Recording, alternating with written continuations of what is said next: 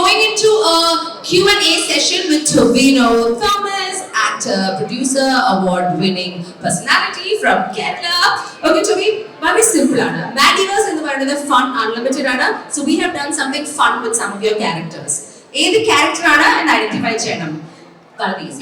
Enter character കാണിച്ചിട്ട് Okay. അപ്പഴത്തേക്ക് വെച്ചപ്പോൾ പറയാൻ പറ്റും. But നമ്മൾ പറ്റില്ലേ? നമുക്ക് ആദ്യം അവർക്ക് ഓപ്പർച്യൂണിറ്റി കൊടുക്കാം. Very easy. Can we have the first character, please? ഇത് ഞാനല്ല.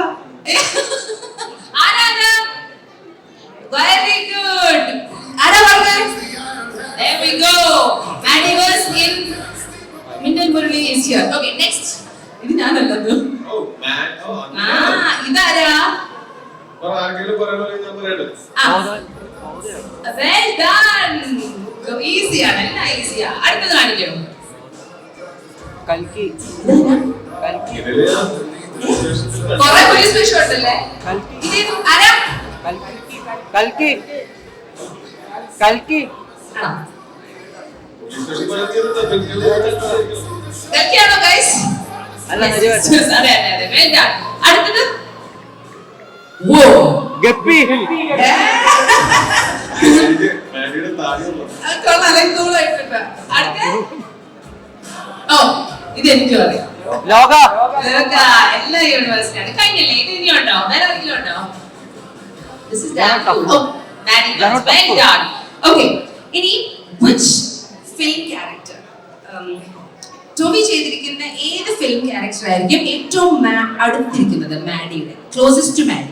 മാഡിയുടെ ഒരു സ്വഭാവം ചീഫ് ഹാപ്പിനെസ് ഓഫീസർ അല്ലേ? ഹാപ്പി ആയിട്ടുള്ള കഥാപാത്രങ്ങൾ ആലോചിച്ച് ആദ്യം ഞാൻ വിചാരിച്ചത് ആനിവേഴ്സിൽ കോമ്പീറ്റ് ചെയ്യാനാണെങ്കിൽ ഞാൻ ഫണ്ടിൽ ഇത്തിരി കോമ്പറ്റീറ്റീവ് ആവാം. ഹാപ്പി ആയിട്ടുള്ള ചെയ്തിട്ടില്ലേ?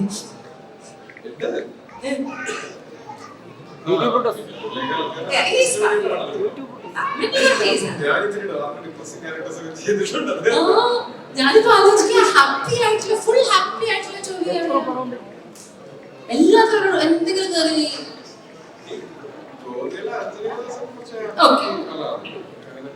ആലോചിക്കുമ്പോ അതേ കിട്ടിയുള്ളൂ. ഇനി കുറച്ച് ഹാപ്പിനെസ് ഉള്ള സംഭവം ചെയ്യേണ്ടിയിരിക്കുന്നു. Okay okay.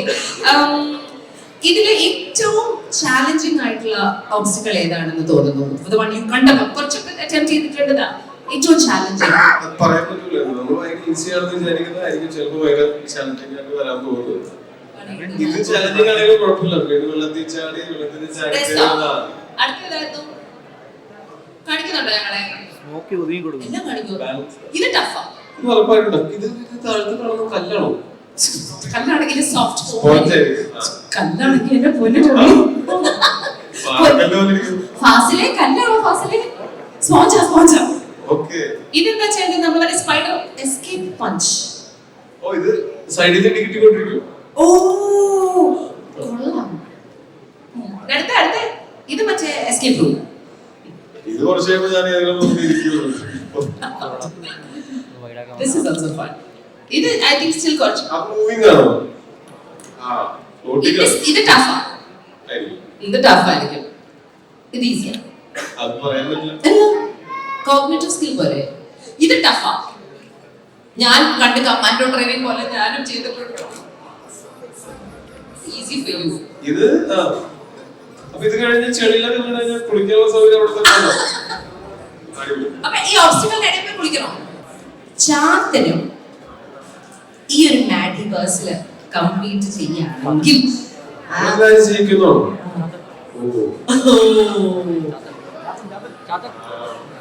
കള്ളക്കളിയൊന്നും കളിച്ചിട്ടുണ്ടായിരുന്നെങ്കിൽ ഇതിനെ പുള്ളിക്ക് ജയിക്കാമായിരുന്നു. പക്ഷെ ചാത്തനാണ്.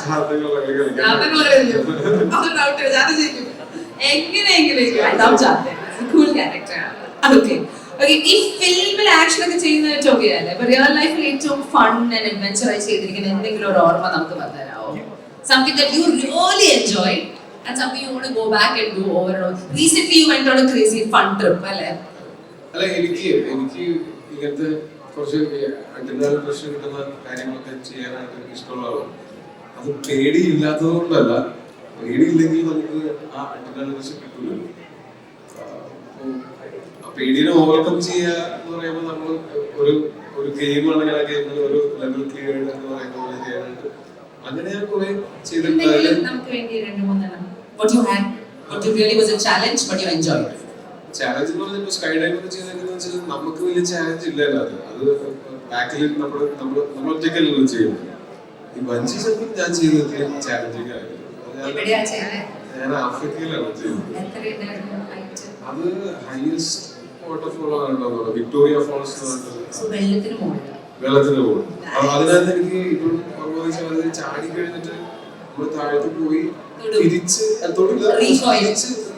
നമ്മൾ തിരിച്ചങ്ങനെ വരുന്ന സമയത്ത് വാട്ടർഫോൾ ആയതുകൊണ്ട് ഈ വെള്ളത്തുള്ളികൾ ഈ സൺലൈറ്റ് കൂടെ എനിക്ക് മഴവില് കാണാൻ ഭയങ്കര കാഴ്ചയായിരുന്നു.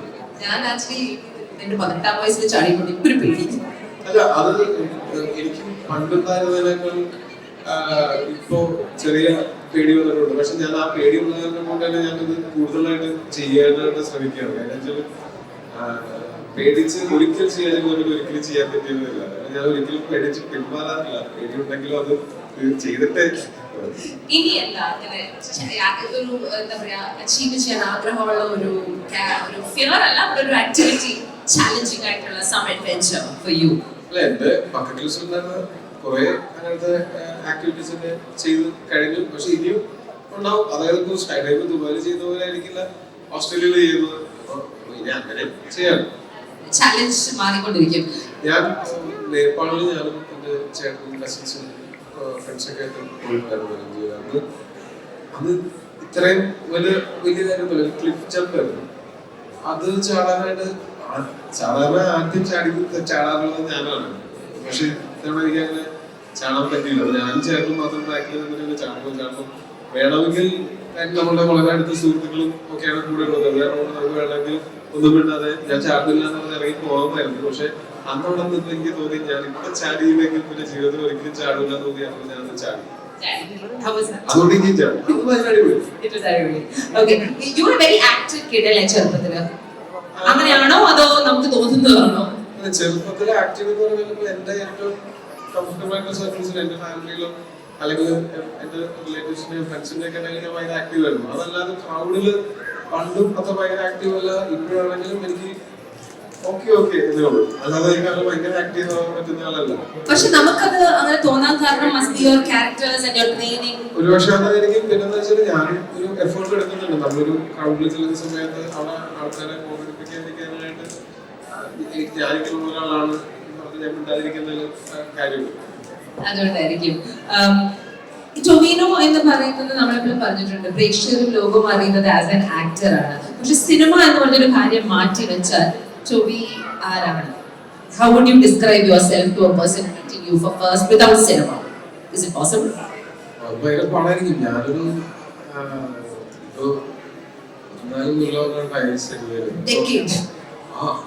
14 കൊല്ലം സിനിമയിൽ ഞാനിപ്പോഴും ആലോചിക്കുമ്പോൾ സിനിമയിലല്ലായിരുന്നെങ്കിൽ വേറെ ജോലി ചെയ്യുമായിരുന്നു എന്ന് ചോദിച്ചാൽ എനിക്ക് പ്രത്യേകിച്ച് വേറെ ഒന്നും അറിയില്ല. അപ്പോൾ മാത്രമല്ല സിനിമയിൽ വരുന്നതിനേക്കാളും മുമ്പാണെങ്കിലും സിനിമ എപ്പോഴും ജീവിതത്തിലെ ഒരു വളരെ പ്രധാനപ്പെട്ട ഒരു സംഭവമായിരുന്നു. വളരെ ചെറുപ്പം മുതൽ നമ്മൾ വീഡിയോ കാസറ്റില് സിനിമ കണ്ട് തുടങ്ങുന്ന സമയം മുതൽ ഞാനും ചേട്ടനും ഞങ്ങൾക്ക് ഇൻഡിപെൻഡന്റ് ആയിട്ട് വീട്ടിൽ നിന്ന് പോയിട്ട് ഫസ്റ്റ് തിയേറ്ററിൽ പോയി കാണാനായിട്ടുള്ള സാഹചര്യം കിട്ടി തുടങ്ങുന്ന സമയം മുതൽ എന്താ പറയാ എനിക്ക് ഏറ്റവും കംഫർട്ട് തരുന്ന എന്റർടൈൻമെന്റ് മീഡിയം അത് സിനിമയാണ്. ഞാനങ്ങനെ വെറുതെ പാട്ട് കേൾക്കുകയോ അങ്ങനെ ഒന്നും ചെയ്യുന്നതല്ല. ആ സമയത്ത് സിനിമ കാണുകയാണ് എന്റെ ഏറ്റവും ഇപ്പോഴും പറ്റുമെങ്കിൽ ദിവസം ഒരു സിനിമയെങ്കിലും മിനിമം കാണും. ഭയങ്കര ഫ്രീ ഡേ ഉണ്ടെങ്കിൽ ചിലപ്പോൾ 2-3 സിനിമയൊക്കെ കാണും. ഞാൻ തിയേറ്ററിൽ പോയിട്ടാണെങ്കിലും ഇപ്പോഴും സിനിമയിൽ ചാൻസ് എടുക്കുന്ന സമയത്താണെങ്കിലും ഒരു മൾട്ടിപ്ലക്സിലൊക്കെ പോയി കഴിഞ്ഞാൽ ചിലപ്പോൾ ഒരു രാവിലെ പോയി രാത്രിയൊക്കെ തിരിച്ചു വരുന്ന 3 സിനിമയൊക്കെ തിരിച്ചു വരുന്നത്. അങ്ങനെ സിനിമ എന്നും ജീവിതത്തിലെ ഭയങ്കര ഇമ്പോർട്ടന്റ് ആയിട്ടുള്ള ഒരു ഭാഗമായിരുന്നു. അതില്ലാത്തൊരു ടൊവിനോ ഇല്ല. ഞാൻ ആലോചിച്ചിട്ടില്ല. ടൊവിയുടെ ജീവിതത്തിലെ മാഡി ആരാണ്? ടൊവിക്ക് ജീവിതത്തിൽ ഏറ്റവും ഹാപ്പിനെസ് നൽകുന്ന ആരാണ്? Who's the Maddie in your life and why do you say so? അത് ഒരാളല്ലോ. ഒരാളാണെന്ന് പറഞ്ഞാൽ കുറച്ച് പേരുണ്ട്. കുറച്ച് പേരെന്ന് പറഞ്ഞാൽ ഫ്രണ്ട്സും ഫാമിലിയും ഉറപ്പായിട്ടും ഫ്രണ്ട്സും ഫാമിലിയും തന്നെയാണ്. അത് എന്താ പറയാ എത്ര കാലമായിട്ടുള്ള സൗഹൃദമാണെന്ന് അങ്ങനെ പോലും അതിന് അതുകൂടി കൂടുതൽ നമ്മളെ കൃത്യമായിട്ട് മനസ്സിലാക്കുകയും നമ്മൾ ചെയ്തൊക്കെ ചെയ്യുന്ന ആൾക്കാർ ഉണ്ട്. ഞാൻ എന്നെ മനസ്സിലാക്കിയതിനേക്കാൾ കൂടുതൽ മനസ്സിലാക്കിയിട്ടുള്ള സുഹൃത്തുക്കളുണ്ട്. ഫാമിലി എന്റെ ഭാര്യ, മക്കള്, അപ്പനമ്മ, ചേട്ടൻ, ചേച്ചി, അവിടെ അത് കൂടാതെ എന്റെ ക്രിസ്ത്യൻസ് ഒക്കെ ആണെങ്കിൽ പോലും എനിക്കൊരു സപ്പോർട്ട് ഗ്രൂപ്പ് ഉണ്ട്. എനിക്ക് എന്നെ വേണമെങ്കിൽ എന്റെ മെന്റൽ ഹെൽത്ത് ഡിസ്കസ് ചെയ്യാവുന്ന ഒരു സപ്പോർട്ട് ഗ്രൂപ്പ് എനിക്ക് ത്രൂഔട്ട് ഉണ്ട്. So I think that is the happiness in your life also. പിന്നെ ഞാൻ ചെറിയ കാര്യങ്ങളിൽ സന്തോഷിക്കുകയും ചെറിയ കാര്യങ്ങളിൽ ദുഃഖിക്കുകയും ഒക്കെ ചെയ്യുന്ന ആളാണ്. ഞാൻ ആ ചെറിയ കാര്യങ്ങൾ ഭയങ്കര വാല്യൂ ചെയ്യുന്നുണ്ട്.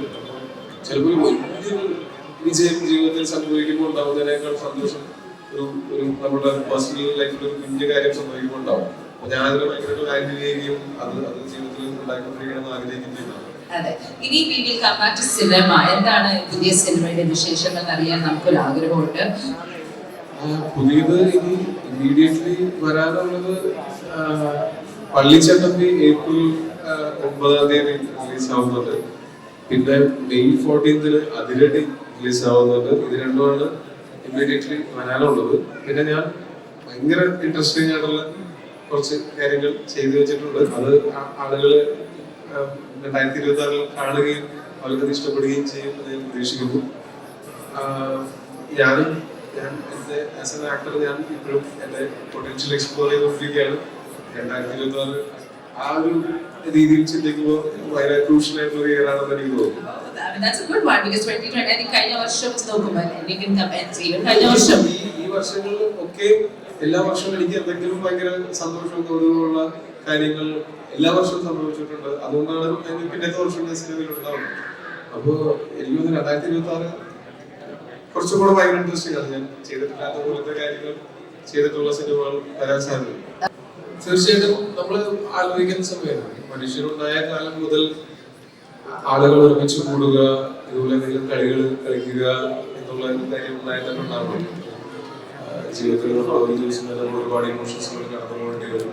നമുക്ക് തന്റേതായിട്ടുള്ള കാര്യങ്ങളാണെങ്കിലും തന്റെ ചുറ്റുമുള്ള കാര്യങ്ങൾക്ക് വേണ്ടിയിട്ടാണെങ്കിലും ചിലപ്പോൾ സ്ട്രെസ് ഉണ്ടാവാം. ചിലപ്പോൾ ലൈഫ് കുറച്ച് നമ്മൾ റിപ്പീറ്റീവ് ആയിട്ട് കാര്യങ്ങൾ ചെയ്യുന്ന സമയത്ത് ലൈഫ് ഇത്തിരി ബോറിംഗ് ആവാം.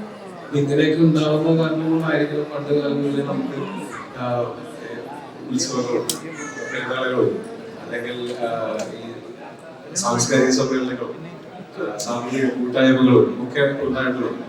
അപ്പോ ഈ കാലഘട്ടത്തിൽ യോജിക്കുന്ന ഒരു അതുപോലുള്ളൊരു ഒത്തുചേരൽ ആയിട്ട് മാറാൻ പൊട്ടൻഷ്യൽ ഒരു കാര്യമായിട്ടാണ് അതിൽ പങ്കെടുക്കുന്ന അതിൽ കോമ്പറ്റ് ചെയ്യുന്ന ആൾക്കാർക്കും അത് കൂടാതെ കാണാൻ വരുന്ന ആൾക്കാർക്കും ഒക്കെയും ആ എലമെന്റ് ഓഫ് ഫണ്ട് എന്തായാലും കിട്ടുകയും മാത്രമല്ല നമ്മളുടെ അതൊരു അൺമൈൻഡിങ് ആയിരിക്കും തീർച്ചയായിട്ടും. പിന്നെ നമ്മൾ പലപ്പോഴും ആവശ്യത്തിലധികം സ്ട്രെസ്സും ടെൻഷനും ഒക്കെ തലയിലെടുത്ത് വെച്ച് ജീവിക്കുന്ന ആൾക്കാരാണ്. അപ്പൊ അതിൽ നിന്നൊരു ഡിസ്ട്രാക്ഷൻ ആയിരിക്കും, നല്ല ഡിസ്ട്രാക്ഷൻ ആയിരിക്കും. നേരത്തെ പറഞ്ഞ പോലെ ഒരു ആന്റി ഡ്രഗ് ക്യാമ്പയിൻ കൂടി നടക്കുന്നുണ്ടല്ലോ. ഡ്രഗ്സിന്റെ റെക്രിയേഷൻ യൂസിന് വേണ്ടിയിട്ട് ഉപയോഗിക്കുകയാണെങ്കിൽ പോലും അതിനേക്കാൾ ബെറ്റർ റെക്രിയേഷൻ ഇതിൽ നമുക്ക് ഓഫർ ചെയ്യാൻ പറ്റുകയാണെന്നുണ്ടെങ്കിൽ അതിൽ നിന്നും ഒരു ഡിസ്ട്രാക്ഷൻ ആയിരിക്കും.